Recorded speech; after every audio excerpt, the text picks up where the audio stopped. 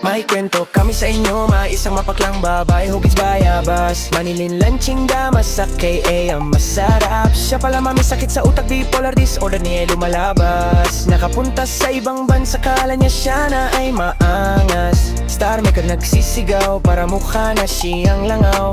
Feeling rich pero ipinaman ay butas. Alam niyo walang kisame, papapal sa iba-ibang lalaki. Ngayon nagka-jowa ng bata, sila lang namnay ginagatasan. Batang jowa may asawa pa at anak, maiyakan na masarap ang anak. Sa Pinas, padalhan sa tamang oras. Umasta kada star maker, mayaman pero ang katotohanan